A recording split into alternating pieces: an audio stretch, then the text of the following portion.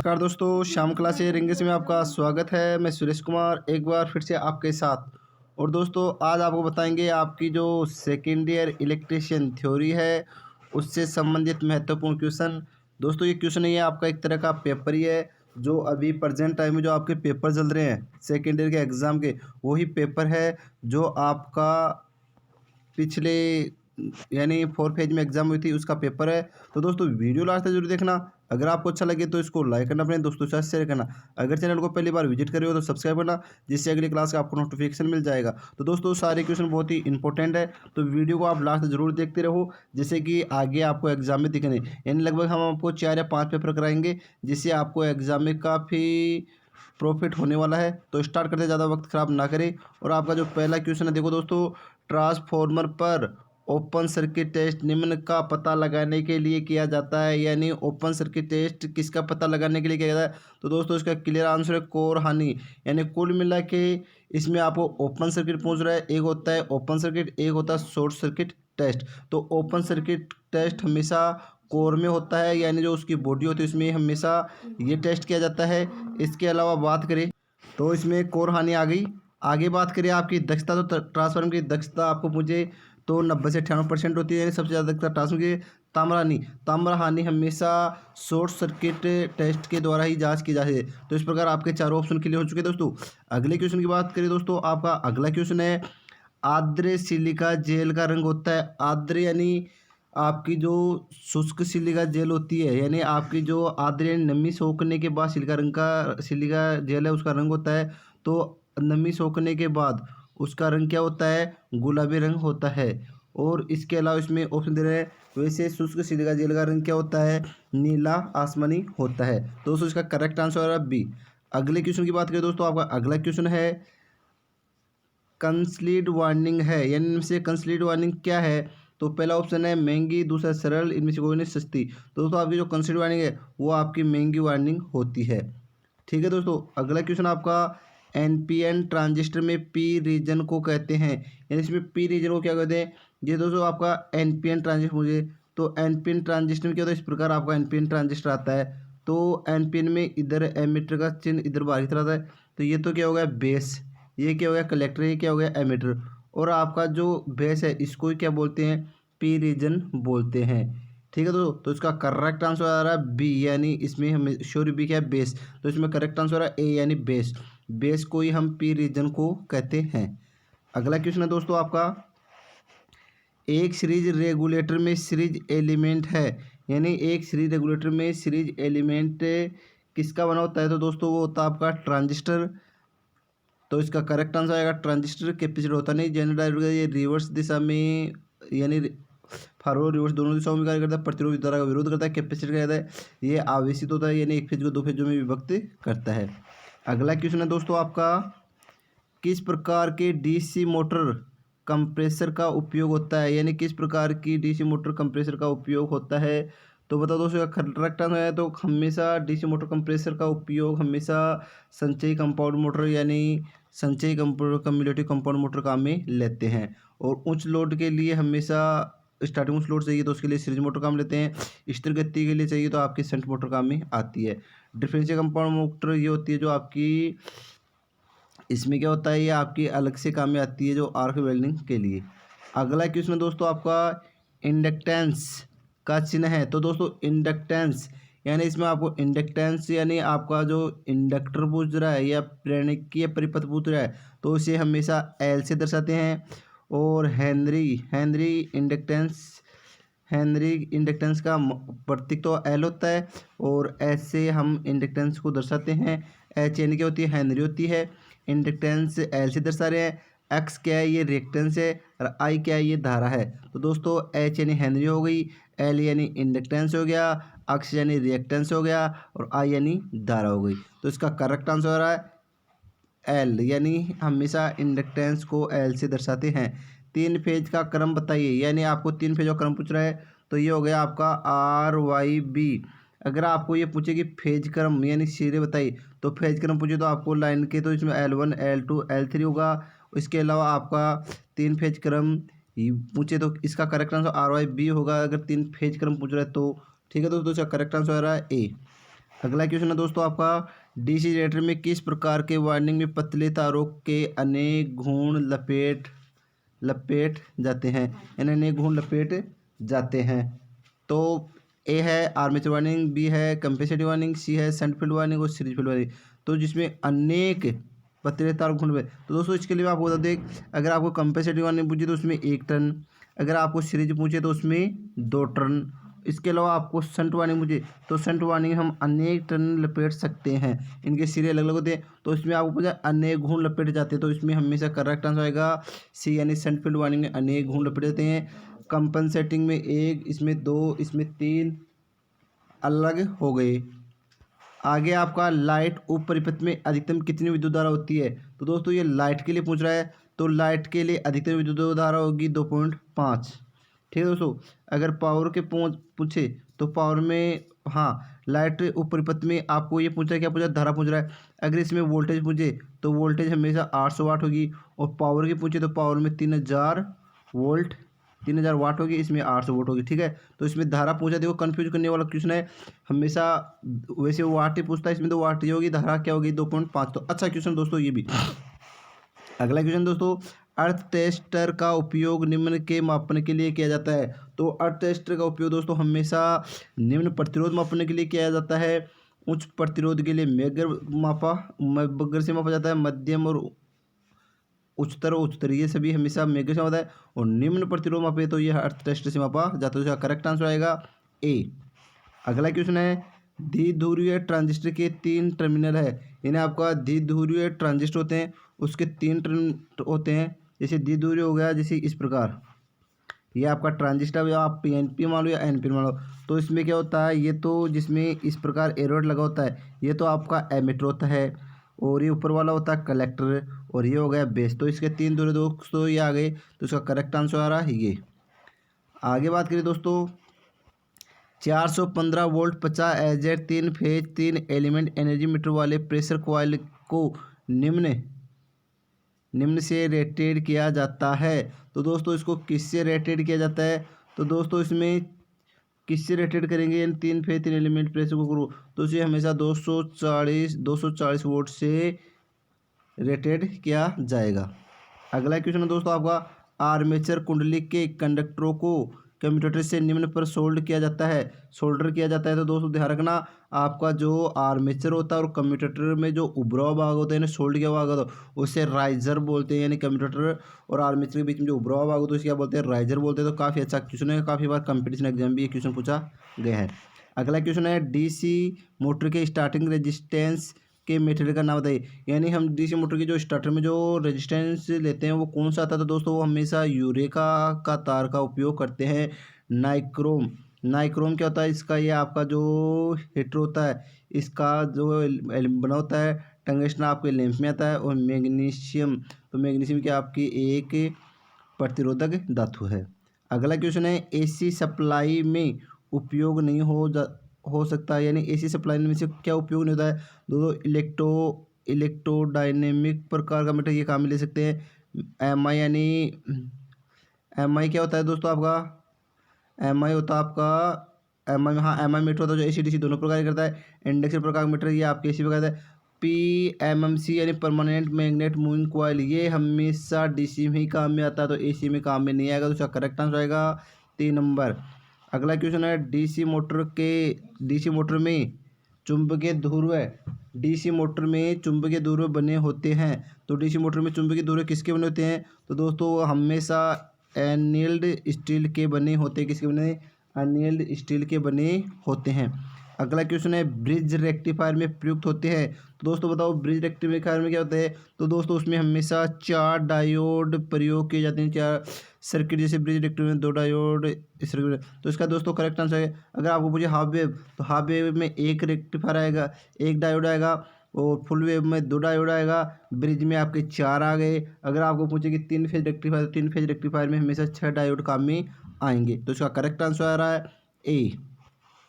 अगला क्वेश्चन है, चर प्रतिरोध बने होते हैं, चर यानी स्थिर प्रतिरोध, तो स्थिर प्रतिरोध होते हैं जो आपके कार्बन और प्रतिरोधक वायर दोनों। तो इसका करेक्ट आंसर आएगा बी, 2 नंबर। अगला क्वेश्चन है स्टेप अप ट्रांसफार्मर बढ़ाता है, यानी आपका जो स्टेप अप ट्रांसफार्मर क्या करता है, वो आप हमेशा क्या करता है, वोल्टेज को बढ़ाता है। तो ध्यान रखना, स्टेप अप ट्रांसफार्मर अगर वोल्टेज को बढ़ा रहा है तो धारा के मान को कम करेगा। तो इसका करेक्ट आंसर आएगा ए। अगला क्वेश्चन है डीसी मोटर को आसानी से पहचाना जाता है। हमेशा डीसी मोटर को किससे पहचानेंगे दोस्तों, तो उसे हमेशा कम्यूटेटर से पहचानेंगे, बल्कि और किसी भाग से नहीं दे, क्योंकि वार्निंग अंदर दिखाई देंगे और कंडक्टर आकार में देगा और योग, यानी उसकी बॉडी तो लगभग सभी की कास्ट आयरन या ढलवा लोहे की बनी होती है। अगला क्वेश्चन है पावर उप सर्किट में अधिकतम कितनी धारा का अनुमेय है। तो दोस्तों ये भी काफ़ी अच्छा क्वेश्चन है, क्योंकि अभी आपको लाइट का पूछा था तो लाइट का 2.5 था। अब आपको पूछ रहा है पावर का, तो पावर की दोस्तों 4.15 एम्पीयर होती है। आज तक क्वेश्चन में ये पूछा गया है कि आपके पावर उप परिपथ में अधिकतम पावर कितनी होती है, उसमें 3000 वाट होती है, लाइट में 800 वाट होती है। लेकिन अब इसमें पूछ रहा है कि लाइट में कितना, लाइट में आपकी 2.5 एम्पीयर आ चुकी थी, पहले पढ़ लिया आप। अभी आपको मुझे पावर में अधिकतम धारा कितनी है, तो ये आपकी 4.15 एम्पीयर की धारा होती है। काफ़ी अच्छा क्वेश्चन है दोस्तों, जो आगे आपके टेक्निकल कंपटीशन में भी काम में आने वाला है। अगला क्वेश्चन है दोस्तों लेप वार्निंग में ब्रूस की संख्या निम्न के बराबर होती है, यानी आपको लेप है। तो दोस्तों देखो लेप में क्या होता है, लेप में होता है ए बराबर पी, यानी इसमें ए बराबर पी समांतर पथों की संख्या के बराबर होता है। और अगर वेब की बात करें तो वेब में होती है ए बराबर 2, यानी इसमें पोलों की संख्या और समांतर पथों की संख्या बराबर है। किसमें, लेप की बात करें हैं, वेब की बात पूछे तो इसमें ए बराबर 2 की, यानी इसमें जितना है उसमें पोलो से 2 से गुणा कर देंगे जितनी होंगी जितनी। ठीक है दोस्तों। अगला क्वेश्चन है रेक्टिफायर निम्न की क्रिया पर निर्भर करता है, यानी रेक्टिफायर किसकी क्रिया पर निर्भर करता है, तो रेक्टिफायर हमेशा डायोड की क्रिया पर निर्भर करता है दोस्तों। तो दोस्तों इस पेपर में लगभग 50 क्वेश्चन आपके ट्रेड थ्योरी के, तो पूरा वीडियो लास्ट तक जरूर देखना। लगभग इनमें से आपके 4-5 क्वेश्चन जरूर एग्जाम पूछेंगे जो काफ़ी हेल्पफुल रहने वाले हैं। अगला क्वेश्चन है इंटरपोल सामान्य निम्न से बांधे जाते हैं, यानी आपके जो इंटरपोल है वो किससे बांधे जाते हैं, तो दोस्तों वो हमेशा भारी गेज के तांबे के तारों से बांधे जाते हैं इंटरपोल। तो इसका करेक्ट आंसर आने वाला है 3 नंबर। क्योंकि दोस्तों देखो ये आपकी ऑनलाइन एग्जाम हुई है अभी, तो ऑनलाइन एग्जाम में तो ऑनलाइन एग्जाम के हिसाब से ही ये पेपर तैयार आया है। अगला क्वेश्चन है वायरिंग में स्विच बोर्ड की ऊंचाई क्या होती है, तो दोस्तों वायरिंग में आपके स्विच बोर्ड की ऊंचाई लगभग 1.5 मीटर होती है, 1.5 मीटर होती है। अगर दोस्तों ऑप्शन में 1.3 मीटर दे रखा है तो दोस्तों ये भी सही है, लेकिन इसका एकदम करेक्ट आंसर है 1.5 मीटर। तो आप 1-2.5, क्योंकि कुछ किताबों में 1.3 मीटर भी दे रखा है, तो इसका करेक्ट आंसर आएगा 1.4, हाँ 1.5 मीटर। अगला क्वेश्चन है बुकलोज रिले का निम्न पर प्रयोग होता है, यानी आपकी जो बुकलोज रिले का निम्न में प्रयोग होता है, तो ऑयल कूल्ड ट्रांसफार्मर, यानी बुकलोज रिले का हमेशा जो ऑयल ट्रांसफार्मर होता है वहीं इसका प्रयोग किया जाता है। फर्नेस ट्रांसफर नहीं करते, वेल्डिंग ट्रांसफर नहीं करते, एयर कूल्ड इन ट्रांसफर, जहाँ पर ऑयल होगा ऑयल वाला ट्रांसफार्मर वहीं हमेशा बकलोज रिले का उपयोग किया जाता है। यानी बकलोज रिले क्या होती है, जो शॉर्ट सर्किट अवस्था में एक अलार्म बेल बजाकर सूचना देती है, वही होती है आपकी बकलोज रिले। अगला क्वेश्चन है दोस्तों आवर्ती निर्भर करती है, तो दोस्तों आवर्ती किसने, तो आपको बराबर है एफ बराबर क्या होता है P/N/120। तो आवर्ती हमेशा धुरों के जोड़ों की संख्या पर निर्भर करती है, सप्लाईमान मशीन रेटिंग और मशीन की रेटिंग और कंडक्टर की गति। तो दोस्तों अगर इसमें होती है कि पोलों की संख्या और गुणन गति के समानुपाती, तो ये भी होता है। तो इसमें ऑप्शन में दे रहा है धुरों के जोड़ों, तो धुरों के जोड़ों पर निर्भर करती है आपकी आवर्ती, की एफ बराबर P/N/120 होती है। अगला क्वेश्चन है एनर्जी मीटर निम्न प्रकार का होता है, तो दोस्तों आपका जो एनर्जी मीटर होता है वो हमेशा रिकॉर्डिंग टाइप होता है, क्योंकि एनर्जी मीटर होता है जो kWh यानी जो किलोवाट घंटा दर्शाता है, यानी यूनिट दर्शाता है, तो हमेशा रिकॉर्ड करके दर्शाता है, तो इसको रिकॉर्डिंग टाइप होता है आपका एनर्जी मीटर। अगला क्वेश्चन है खालिस्तान के द्वारा इंसुलेशन प्रतिरोध मान के लिए कॉइल की जाँच करते हैं, तो हमेशा कॉइल की जाँच करते कौन सा यंत्र काम लेते हैं, उसके लिए आप हमेशा मेगर नामक यंत्र काम में आता है जो निम्न उच्च प्रतिरोध मापता है। अगला क्वेश्चन किस प्रकार के मोटर में 2 पॉइंट स्टार्टर का प्रयोग करते हैं, तो किस प्रकार की मोटर में 2 पॉइंट, तो आपकी जो सीरीज मोटर होती है उसमें 2 पॉइंट स्टार्टर काम लेते हैं, शंट मोटर में आपका 3 पॉइंट स्टार्टर, और इसी स्टार्टर में कुछ दोष होने के कारण अब एक 4 पॉइंट स्टार्टर का निर्माण किया है, जिसमें आपका ट्रिपिंग दोष है वो दोष दूर हो गया, तो इसी कारण हम 4 पॉइंट स्टार्टर का निर्माण करते हैं। लेकिन आपको पूछ रहा है 2 पॉइंट स्टार्टर, तो ये हमेशा डीसी सीरीज मोटर के लिए काम में आता है। अगला क्वेश्चन है स्विच कहाँ स्थित होता है? तो स्विच हमेशा दोस्तों फेज वायर के श्रेणी क्रम में स्थित होता है। न्यूट्रल में इसका कोई महत्व है नहीं, तो हमेशा फेज के श्रेणी क्रम में हमेशा स्विच स्थापित होता है। अगला क्वेश्चन है, किस प्रकार के डीसी मोटर का उपयोग ट्रैक्शन उद्देश्य के लिए किया जाता है? यानी ट्रैक्शन कार्य के लिए किया जाता है, तो हमेशा सीरीज मोटर के लिए किया जाता है। शंट मोटर के लिए स्थिर गति प्राप्त करने वाले उपकरणों में किया जाता है। डीसी मोटर के लागुण की इकाई क्या होती है, यानी उसका टार्क किस में बजता है? तो हमेशा न्यूटन प्रति सेंटीमीटर में मापा जाता है। तो करेक्ट आंसर बनने वाला है 3 नंबर। अगला क्वेश्चन है, ब्रश किस मटेरियल से बना होता है? तो दोस्तों आपका ब्रश होता है कार्बन ब्रश, वो हमेशा कार्बन प्लस ग्रेफाइट नामक से मिश्रण से बना होता है। तो इसका करेक्ट आंसर होने वाला है 2 नंबर। अगला क्वेश्चन है, विद्युत धारिता का संकेत होता है, यानी विद्युत धारिता पूछ रहा है, यानी आवेश पूछ रहा है, तो आवेश को कूलाम से दर्शा दे, तो विद्युत धारिता को हमेशा सी से प्रदर्शित करते हैं, फेराइड एफ से दर्शाते हैं, धारा आई और एच हेनरी को दर्शाते हैं। अगला क्वेश्चन है, मशीन की अधिकतम दक्षता तब होती है जब नियत हानि बराबर करंट के वर्ग के आनुपातिक होती है, यानी जब आपकी नियत यानी स्थिर हानि और आपकी स्थिर हानि और आपकी जो कॉपर हानि यानी परिवर्ती हानि वो दोनों बराबर होगी, तो इसमें अधिकतम दक्षता पर कार्य करेगा। तो इसका करेक्ट आंसर आने वाला है 1 नंबर। अगला क्वेश्चन है, द्वितीय करंट ट्रांसफार्मर का द्वितीय स्टैंडर्ड मान होता है, यानी आपका द्वितीय करंट ट्रांसफार्मर के द्वितीय स्टैंडर्ड का मान क्या होता है? तो दोस्तों वो होता है 5 एम्पियर। क्या होता है? 5 एम्पियर होता है। अगला क्वेश्चन है, विभव ट्रांसफार्मर के द्वितीय मानक रेटेड वोल्टेज होता है, यानी आपका विभव ट्रांसफार्मर के द्वितीय मानक रेटेड वोल्टेज होता है। तो दोस्तों आपका विभव ट्रांसफार्मर का द्वितीय रेटेड वोल्टेज 110 वोल्टेज होगा। ये 2 चीज़ें तो आपको याद ही रखना है, धारा वाला और रिसीव वाला। लगभग काफ़ी बार टेक्निकल कंपटीशन में ये क्वेश्चन पूछे जाते हैं दोस्तों। अगला क्वेश्चन है, प्रतिरोध होते हैं, तो प्रतिरोध क्या होते हैं? न तो सुचालक होते हैं न इंसुलेटर होते हैं। ठीक है दोस्तों, तो सुचालक होते हैं न इंसुलेटर होते हैं। अगला क्वेश्चन है, न्यूट्रल में कौन सा रंग प्रयुक्त करते हैं? तो दोस्तों न्यूट्रल में काला रंग प्रयोग करते हैं, अर्थ के लिए हरा प्रयोग करते हैं, फेज के लिए लाल और पीला भी फेज के लिए होता है। तो इसका करेक्ट आंसर न्यूट्रल का नाम लेते ही तो न्यूट्रल हमेशा धरती से निकलता है, यानी आपकी पृथ्वी से, तो ये हरा आ गया, तो इसका करेक्ट हरा आएगा। अगला क्वेश्चन है, 5 अश्व शक्ति का छोटा डीसी मोटर सामान्य होता है, यानी आपकी जो 5 अश्व शक्ति की डीसी मोटर होती है वो कितने दूरों वाली होती है? तो वो हमेशा दोस्तों 2 दूरों वाली होती है। तो इसका करेक्ट आंसर बनने वाला है 1 नंबर। अगला क्वेश्चन है, टोंग टेस्टर का उपयोग निम्न के लिए मापने के लिए किया जाए? तो दोस्तों आपका टोंग टेस्टर है, यानी ये करंट मापता है, यानी आपकी चालू लाइन में जो धारा का मापन करता है वो टोंग टेस्टर यानी क्लिप ऑन टेस्टर भी कहते हैं। तो आपकी चालू लाइन में धारा का मापन करने के लिए हम टोंग टेस्ट काम लेते हैं। वोल्टेज मापने के लिए वोल्ट मीटर काम लेते हैं, और शक्ति मापने के लिए वाट मीटर, और प्रतिरोध मापने के लिए आपका जो मेग नामक यंत्र काम में लेते हैं। आगे ट्रांजिस्टर में होते हैं, तो दोस्तों ट्रांजिस्टर में 2 होते हैं, 2 पीएन जंक्शन होते हैं। इसमें एक भी नहीं होता है, 4 भी नहीं होता है, 3। तो इसमें 2 पीएन यानी पी प्रकार के पदार्थ और एन प्रकार के पदार्थ मिलाकर एक पीएन जंक्शन का निर्माण करते हैं। अगला क्वेश्चन है, ट्रांसफॉर्मर ऑयल का उपयोग निम्न रूप में होता है, ट्रांसफॉर्मर ऑयल किस रूप में काम में लेते हैं? वास्तुतः क्या है? तो ये एक तो इंसुलेटर रखता है, एक कूलेंट, दोनों यानी ठंडा रखता है वाइंडिंग को, एक इंसुलेटेड रखता है। तो करेक्ट आंसर होने वाला 3 नंबर। अगला क्वेश्चन है, छोटे डीसी मशीन के लिए योग किस मटेरियल से बना जाता है, यानी छोटी डीसी मशीन के योग किस में? तो दोस्तों ये कास्ट आयरन यानी ढले हुए लोहे की बनी होती है।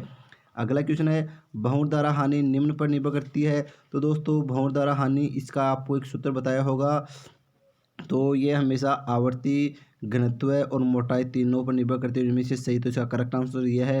तो इसका सूत्र वो सूत्र याद है, वो आराम से कर लेगा, जो आपको बताया हुआ है पहले भी। आगे है, डीसी जनरेटर में कौन सा सिद्धांत काम करता है, या डीसी जनरेटर किस सिद्धांत में? यह फैराडे के विद्युत चुंबकीय इंडक्शन सिद्धांत पर कार्य करता है। बात करें ट्रांसफर म्यूचुअल इंडक्शन सिद्धांत पर कार्य करता है। अब एक दिएगा आपका फ्लेमिंग का दाएं हाथ नियम, एक फ्लेमिंग का बायां। तो ध्यान रखना दोस्तों, आपका फ्लेमिंग के दाएं हाथ का नियम मोटर लागू होती है, और आपका फ्लेमिंग का बायां फैराडे के विद्युत अपघटन का नियम ये है नहीं। तो फ्लेमिंग का दायां हस्त नियम, तो दाएं की बात करिए दोस्तों, तो दायां आपका हमेशा यह हाथ है, तो ये होता है जिधर जेब होता है वो मान लो। तो ये इसका करेक्ट आंसर होने वाला है बी।